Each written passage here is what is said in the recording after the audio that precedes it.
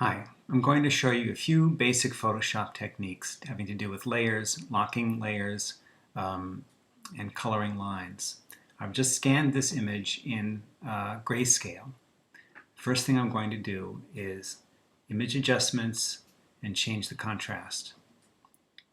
Make it more contrasty because I'm going to want the whites to drop out and disappear and the blacks to remain black. There it is. Next, I go to the Layers palette, double-click on the background to make it layer 0, which allows me to treat it like any other layer. In the Channels palette, I hold down the Command key and click on the gray in the palette, and that selects the background, which I now can delete. Back in the Layers palette, I'm going to add another layer. Drag it underneath layer 0 and color it white. So this just lets me see what I'm doing much clearer. Now I'm going to change the image into color, RGB color. And do not merge because you want to maintain this line layer, which I can now lock. When I lock, oops, that's the wrong layer. I lock the line layer. What that does is it only allows the area where there's line to receive color. The rest is locked. So this brush is a little big. Okay, suppose I wanted to make his suit blue.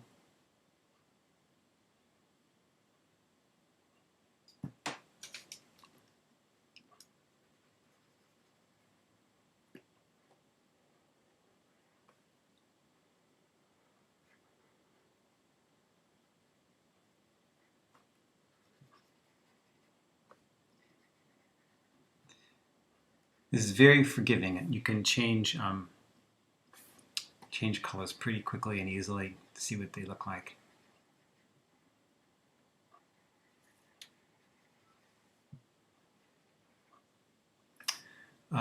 Okay, now I'm going to go and add another layer on top of the white layer. I always like to keep a white layer at the bottom so that if you're going to change the opacity of any of the layers, you've got this white underneath it. So now I can put color on this and it will come underneath the line, as you can see.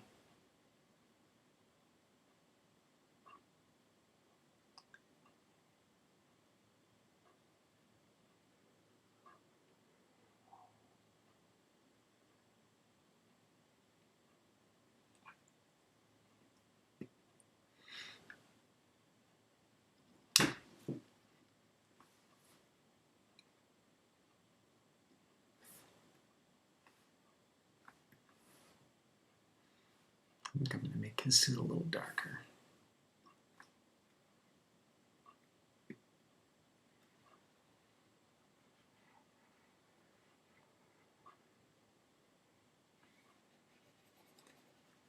Well, you get the idea. You can play around with it a lot.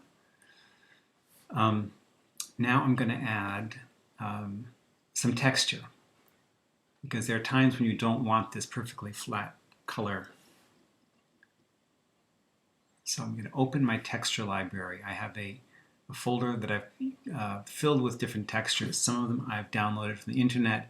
Some of them I've scanned in, such as index cards, painted with ink, note cards with scratches on it, even a ping pong paddle. Why don't we try this one because this is sort of different. So I'm opening up the scan of a paddle and I'm just going to grab a bunch of it, put it on the clipboard and paste it down.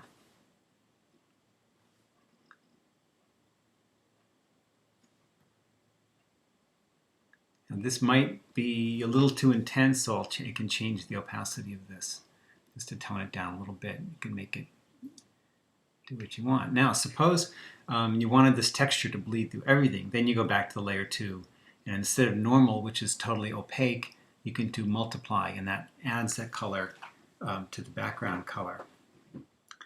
This is a good time to experiment with different layer treatments. And as much as I've done this for a few years, I never know exactly what's going to happen when I do this. But you get some really interesting effects.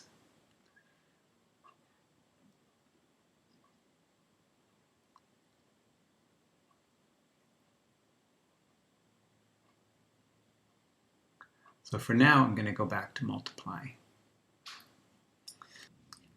I'm going to add one more layer to show one more little trick to do. I'm going to close this window. Don't save it. I'll open another texture. This one, let's see.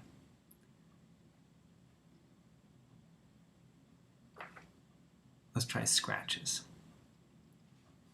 This was some scratched up thing, can't remember what, that I scanned in. I'm going to use the magic wand tool and select all the black.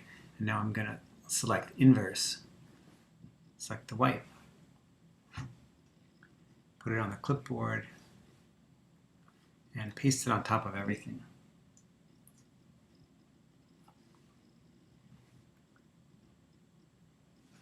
And I'm actually going to defringe it as well. So now if you take this and you make it, say, overlay, or soft light, or lighten, it adds kind of a distressed look to the image. And then again, it's a little too intense, so I'm going to tone it down some.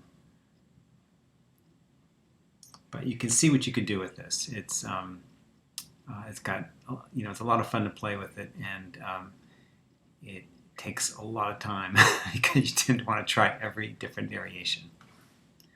That's it for today.